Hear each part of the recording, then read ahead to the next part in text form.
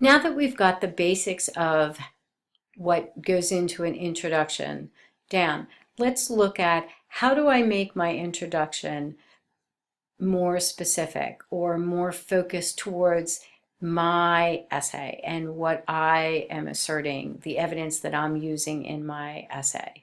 So I want to just quickly go back through the basics of the introduction, and then we're going to look at how do I angle my introduction? How do I take the pieces of the story or the pieces of the contextual pieces that will matter most to what I want to assert in my thesis statement and put them into my introduction to make this the strongest impression on my audience. So remember, my introduction is the first impression that the audience will have, and I want to make sure it's a good one. So just as a reminder, the form of the and content of the introduction depends on a lot of factors. So we're thinking about a specific prompt, and we want to make sure that we think about our intended audience, and then we want to think about the fact that this is a literary analysis piece. And so I want to focus this on aspects of the literature that are important to my assertion.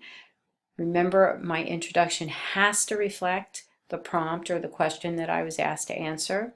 It has to provide essential context for my topic. Any key terms that I might need that the audience might not be aware of, the reader might not be sure of, I should define it in my introduction. And then your introduction, the last statement of your introduction is always your thesis statement. So you want to make sure you're building towards that big claim that you're going to make at the end, that final sentence of your introduction. So I always put my thesis statement front and center as I try to write my introduction and think about what's important. So here you've seen me outline a thesis statement. This is from one of our Gatsby social commentary papers. We looked at Gatsby earlier in the year, and we talked about how Gatsby is really written, Fitzgerald's really writing this as a criticism of his society. So we wanted to look at and prove one of those social criticisms that we felt Fitzgerald was making. So in this case, the author of this particular paper's original thesis statement is Fitzgerald uses Gatsby's inability to gain Daisy's love to comment on the permanent barrier between classes, revealing that the American dream is unattainable.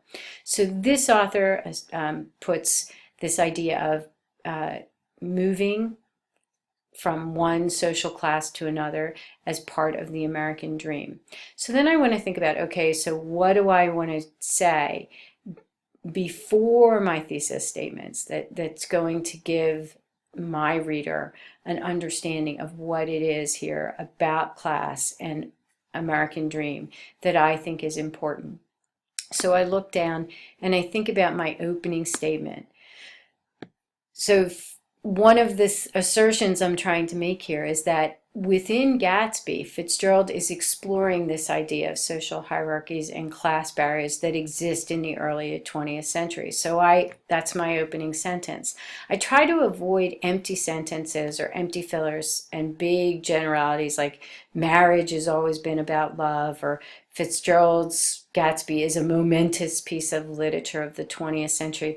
I don't really think they add value, and sometimes those big broad sweeping statements, they're very difficult to connect to the contextual information that I need to provide my reader. So I move on and I think about, okay, the second part of my introduction has to be that transition, and the transition sentences are really geared to providing the reader with the information that is essential for them to understand, or that is essential to build to my thesis statement. So in this case, as I looked at the idea of Gatsby not being able to attain Daisy's love, and I looked at the evidence that I used as far as permanent class barriers and the lack of attainability of the American dream. what I noticed was many of the quotes that were used were from Nick's perspective. So then I felt that it was important to clarify who Nick was and how he was involved and how his perspective may inform my thesis. So then it's Nick is a young Midwesterner who moves to New York to seek his fortune. He's very impressed with the wealth of the people that live on East and West Egg. He's impressed with Gatsby's house initially, and with Gatsby himself throughout. And he's very enamored of Daisy and Tom Buchanan and their wealth and their big colonial mansion on East Egg. He particularly befriends Gatsby, and he begins to understand throughout the course of the novel that Gatsby's not just content with his wealth. Gatsby really wants Daisy, and Nick is the one who introduces him to Daisy. And then it's about how he understands that Gatsby measures his success by whether or not he will be able to gain Daisy. So those are the things within the text that I felt were important enough to put in my introduction. So now, after I've written those things down, I begin to try to frame my introduction and I rework the wording. So now it's F. Scott Fitzgerald's The Great Gatsby examines the condition of social dynamics in the 1920s. Because I talk about class in my thesis statement, I don't want to put class and hierarchies in my opening sentence. That would be slightly repetitive. So I've changed the language here to social dynamics. Fitzgerald achieves this by crafting a story chronicled by Nick Carraway, a young Midwesterner who moves to New York in hopes of finding fortune. He becomes immersed in a group of characters attempting to live out the American dream of limitless opportunity for social mobility, but who are ultimately unsuccessful. This failure is most clear in the character of Jay Gatsby, a fabulously wealthy but criminal businessman who fabricates his entire identity in the hopes of joining the upper class old money. Gatsby's dream of high status is clearly seen through his courtship of Daisy, the alluring epitome of high society, who is already married to the dauntingly superior Tom Buchanan. Fitzgerald uses Gatsby's inability to elevate his social standing to comment on the permanent barriers between classes, revealing that the American dream is unattainable for all but a select few.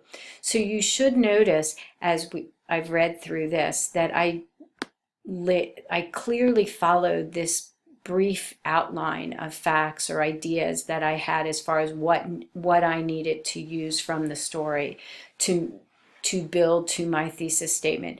You'll also notice that my final thesis, Fitzgerald uses Gatsby's inability to elevate his social standing, is slightly different from my original thesis, which sits all the way up here, where it's Gatsby's inability to gain Daisy's love to comment on. So I rework this to remove Daisy's name from my thesis statement. Instead, I put the idea of Daisy as part of my transition, as part of my contextual information, because I also wanted to bring in this idea that Tom is also somebody who makes sure that Gatsby is not able to elevate into that higher social status or social standing.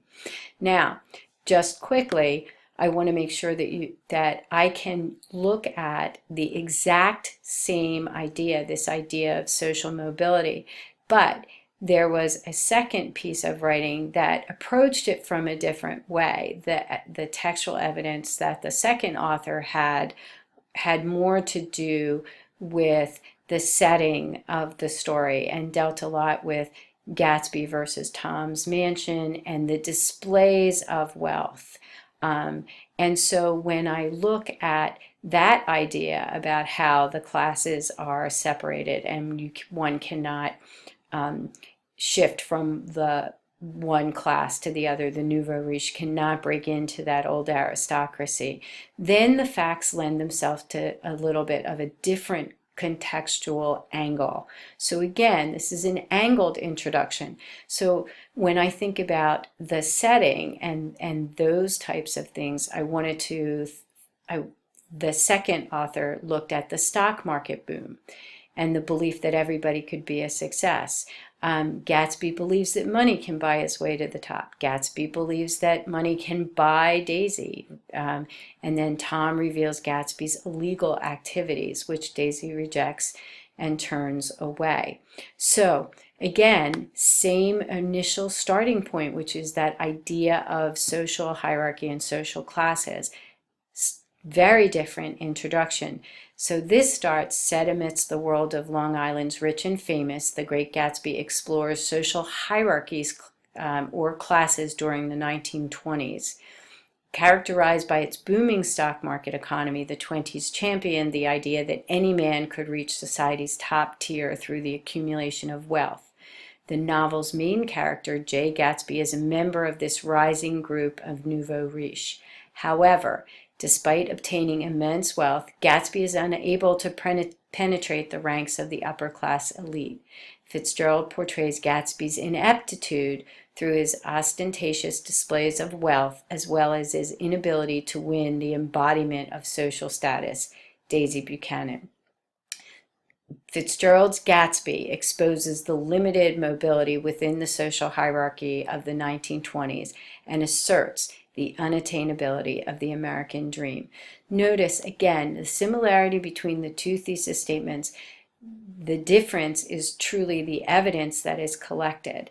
So when you write your introduction, the first thing you want to look at, besides your thesis statement, is the evidence that you've collected, and think about what parts of the stories, what pieces of information does my reader need to have to truly be able to understand and evaluate my evidence. Hope this helps.